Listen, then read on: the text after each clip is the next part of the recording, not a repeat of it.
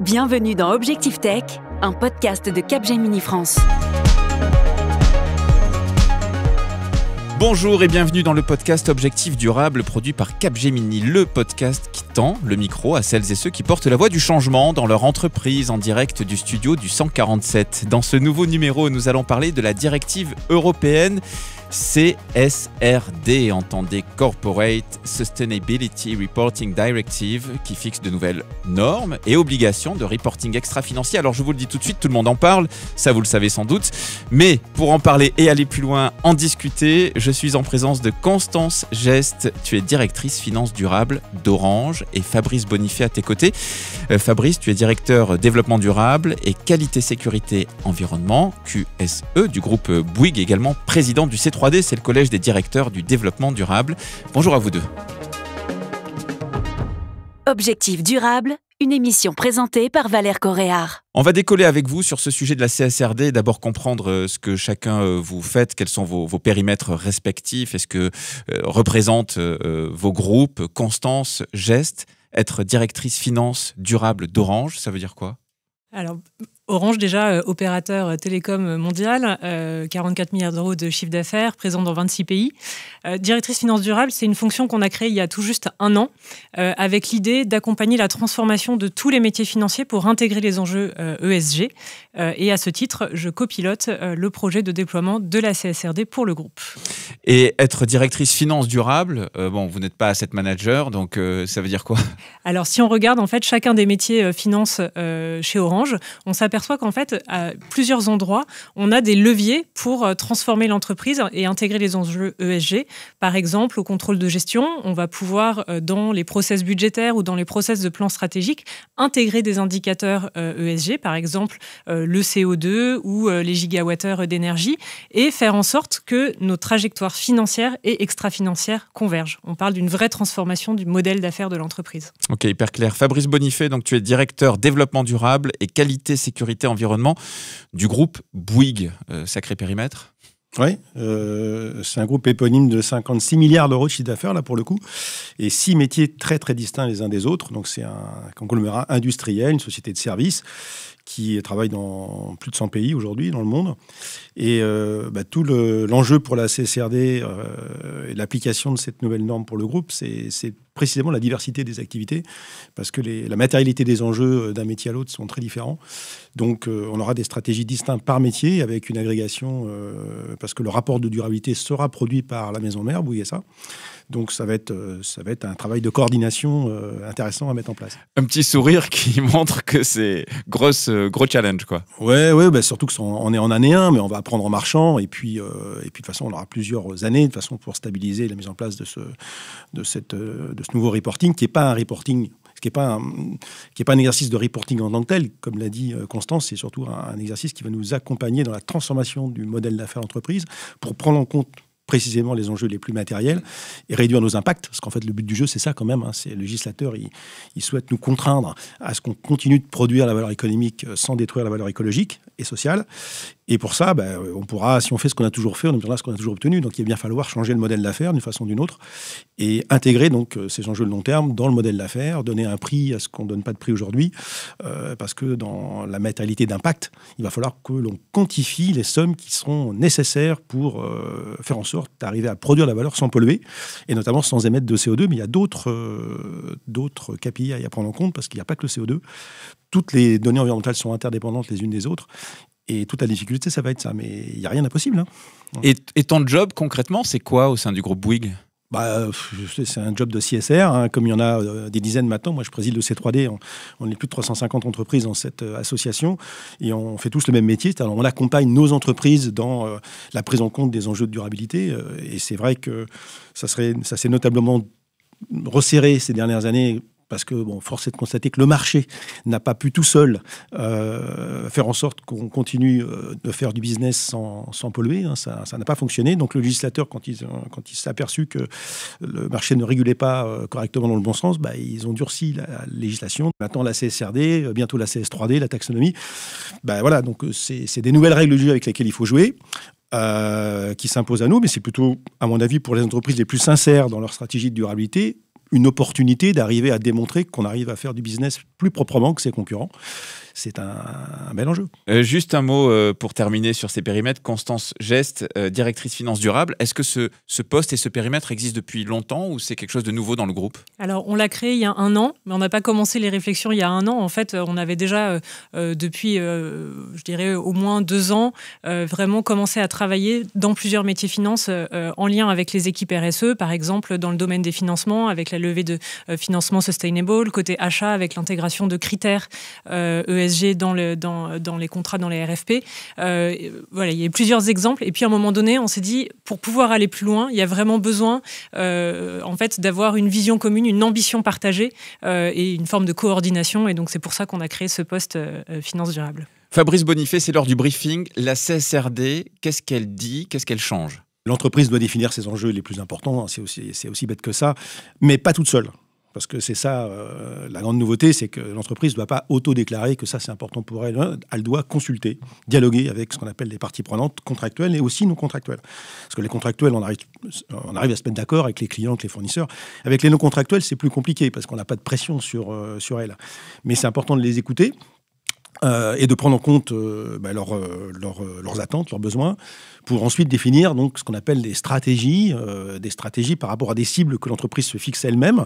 Bon, pour le climat, la cible est fixée par la norme parce que c'est du 1.5, mais par contre pour les autres enjeux, parce qu'il y a forcément des enjeux qui sont autres que le climat, eh bien, c'est l'entreprise qui doit se définir la target et in fine, il y a un auditeur, un commissaire aux comptes extra-financier qui viendra voir si on suit nos trajectoires, si les sommes qu'on a prévu de dépenser pour améliorer ceci ou cela ont bien été dépensées et que ça a produit les effets escomptés. Donc on rentre vraiment dans une stratégie de vérification aussi précise que les comptes financiers. Et si jamais on n'atteint pas nos objectifs, on pourrait demain avoir des environmental warnings, comme il y a des profit warnings en finance. Donc il va falloir qu'on fasse très attention à ce qu'on dit et surtout faire attention à ce qu'on fait. On va revenir sur l'assiette juridique, j'allais dire, c'est-à-dire à qui ça s'applique et dans quelle chronologie. Mais avant ça, Constance Geste, donc directrice finance durable d'Orange. Fabrice vient de le dire là, il y a deux grands piliers, un pilier financier, un pilier extra-financier. On parle de double matérialité. Kezako.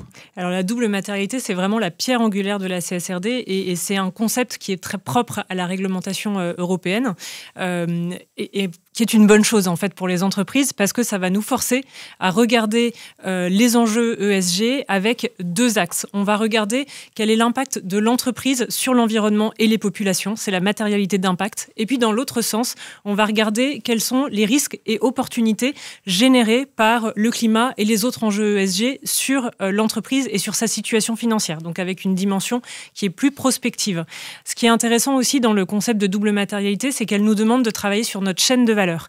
On doit vraiment, l'entreprise ne se regarde pas toute seule, on doit prendre en compte l'ensemble de notre écosystème, par exemple nos fournisseurs, et ça va être absolument clé. Si on regarde les trajectoires carbone, chez Orange, l'essentiel de nos émissions, en fait, 80%, c'est le scope 3, et le scope 3, l'essentiel, c'est vraiment dans la relation avec nos fournisseurs qu'on va pouvoir le travailler. Donc on voit que c'est vraiment absolument clé.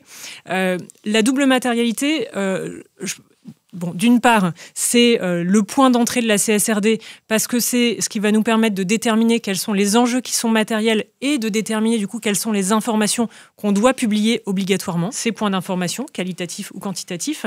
Mais c'est également un formidable guide pour se poser des questions. En fait, on va regarder chacun des enjeux, on va les analyser, regarder leurs impacts, risques et opportunités. Et quand l'enjeu est matériel, on va regarder est-ce qu'on a des politiques, des plans d'action qui permettent de traiter ces enjeux, qui permettent de mitiger les risques ou d'aller chercher les opportunités associées. On va également regarder quels sont les objectifs et mesures qu'on peut mettre en place pour suivre l'efficacité des politiques et des plans d'action. C'est vraiment l'esprit de la CSRD, c'est comment on s'assure qu'on est dans une démarche d'amélioration continue. Et c'est ça, en fait, ce qui est recherché. C'est pas du reporting pour du reporting, ça a déjà été dit. C'est vraiment montrer que l'entreprise est dans une dynamique d'amélioration continue. Fabrice Bonifay, montrer, très bien, mais si c'est pas le cas, s'il n'y a pas cet impact, s'il n'y a pas cette transformation, est-ce qu'il y a une sanction? Quelle est la conséquence? Écoutez, j'en sais rien. On est en première année d'application de cette régulation. Donc, on est au tout début de l'histoire. Donc, on verra bien comment vont réagir les parties prenantes lorsque les premiers rapports de durabilité seront publiés l'année prochaine. Est-ce qu'il y aura des sanctions pour ceux qui ne tiendront pas leur trajectoire? Enfin, ça sera difficile en première année de sanctionner qui que ce soit parce que de toute façon, on sera plutôt sur des déclarations d'intention. Et c'est au fil du temps qu'on verra si les promesses des entreprises d'améliorer ceci ou cela sur la composante sociale, environnementale ou sociétale, si c'est tenu ou si c'est pas tenu. Parce que si c'est pas tenu, il y aura peut-être des explications que l'entreprise pourra donner. Mais au bout d'un moment, c'est clair que si l'entreprise se fixe des ambitions très importantes, mais qu'elle ne les tient pas, il pourra y avoir, on peut l'imaginer, des sanctions financières ou même des sanctions d'image. C'est ça, c'est-à-dire notoriété, éventuellement controverse, le marché, les investisseurs. Bien c'est sûr, là les sanctions. Et même éventuellement des activistes qui disent bah non, vous aviez dit que vous seriez là, vous n'êtes pas là, vous êtes greenwashing, etc. Donc on peut tout imaginer. Donc l'objectif, c'est pas de tricher. Aucune entreprise, enfin en tout cas les entreprises du réseau C3D et le groupe Bouygues en particulier, on n'a certainement pas envie de le faire. On n'a pas envie de faire semblant dans l'application de cette régulation. On va le faire de façon sincère, de manière à ce que ce soit le plus utile possible pour l'entreprise. Et oui, il y a des risques, mais comme l'a dit Constance, il y a aussi des opportunités parce que si vous êtes sur des business utiles et essentiels, eh bien oui, ça peut être même un booster pour démarrer ce type de business. Mais pour bien comprendre, c'est vous qui fixez vos propres objectifs et ensuite vous allez rendre des comptes dessus ? Alors, ce qui est important, c'est qu'en fait, la CSRD, c'est pas une obligation de faire, c'est une obligation de dire. C'est une obligation de dire ce qu'on fait et ce qu'on fait pas. Et en fait, si un enjeu est matériel, mais qu'on n'a pas de politique ou de plan d'action, ça n'a pas de sens d'aller reporter ou d'aller remonter ou communiquer sur des indicateurs. En fait, ce qui est vraiment recherché, c'est de montrer la cohérence entre l'enjeu, la matérialité de l'enjeu et la mise en place de politiques, de plans d'action qu'on va suivre ensuite. Mais donc, la CSRD, si on n'a pas d'objectif, elle nous force pas à fixer un objectif à un certain niveau. En revanche, ce qui est recherché, c'est vraiment de l'homogénéité, de la comparabilité, de la transparence. Donc, évidemment, il y a un effet incitatif à se transformer et à prendre des objectifs puisqu'on va être comparé aux autres, on va être comparé à nos pairs. Donc, ça doit être un cercle vertueux dans la transformation des entreprises. Donc, il y a la concurrence, j'allais dire un peu classique, concurrence commerciale, etc. Et il y aurait une double matérialité maintenant dans la concurrence, c'est-à-dire à la fois l'aspect commercial, mais aussi un peu une course à l'échalote à celui ou celle qui est le plus en pointe sur ces sujets parce qu'on sait qu'aujourd'hui, ça devient un enjeu essentiel, Fabrice ? Oui, d'ailleurs, c'est ce que dit Patrick de Cambourg, le président de l'EFRAG, qui a produit ces normes. C'est avant tout une régulation de comparabilité, pour la comparabilité des acteurs entre eux. Parce qu'avant la CSRD, au niveau européen, il n'y avait pas une homogénéisation en fait, de cette performance extra-financière. Là, les Français avaient la DPEF et puis d'autres pays n'avaient rien ou des régulations qui n'étaient pas du tout alignées sur ce que nous, on avait fait en France, en tout cas. Alors que là, maintenant, ça va s'appliquer dans 50 000 entreprises dans l'Europe, 6 000 en France.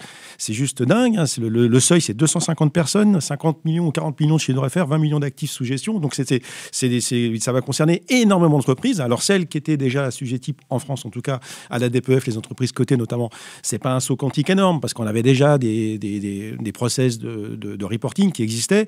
Maintenant, il y a plus de qualitatif que de quantitatif dans la CSRD. Hein, c'est 75% de quali et 25% de quanti.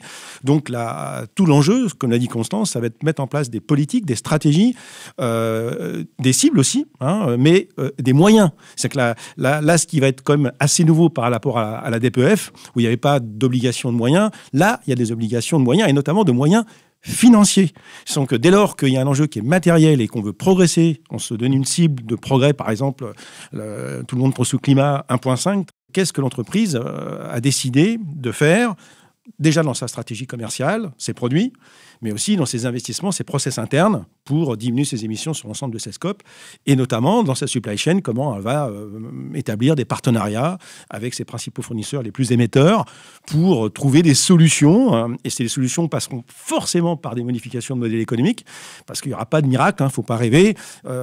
C'est pas parce qu'on va améliorer à la marge les performances de tel ou tel produit, ça passera par des transformations de modèle, passer sur des économies de l'usage notamment.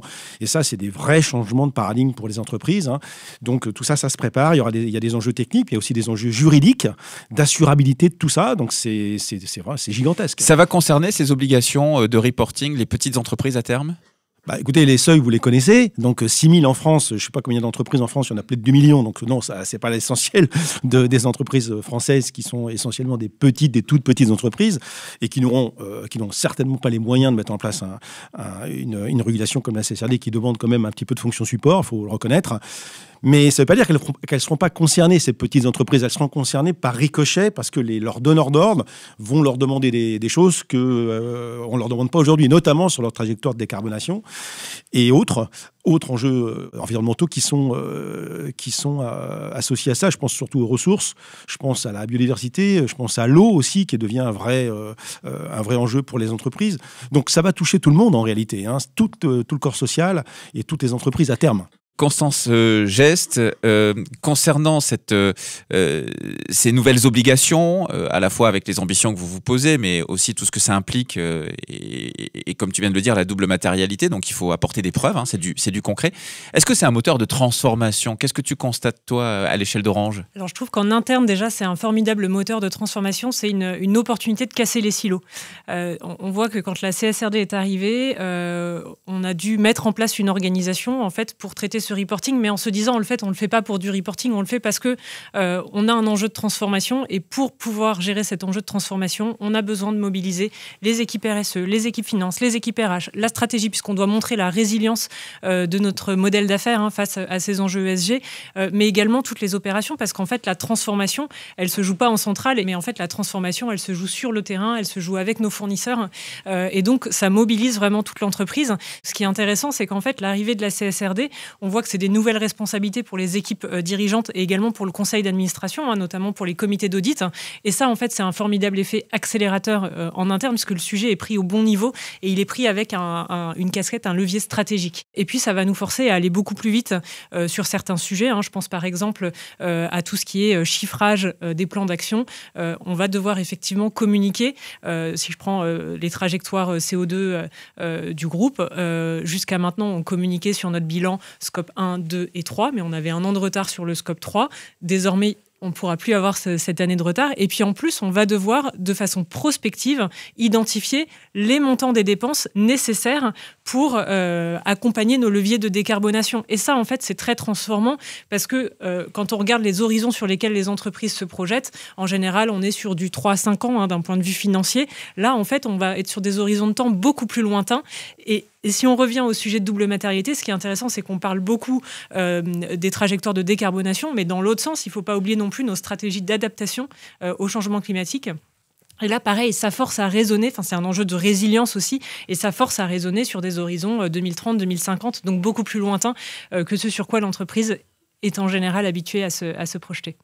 Constance, faire du reporting, ça veut dire avoir des données, des infos, de la data. C'est un gros enjeu aussi. Alors, la donnée ESG, c'est un énorme sujet. On l'a mis au cœur de nos chantiers de transformation entre les équipes finance et RSE.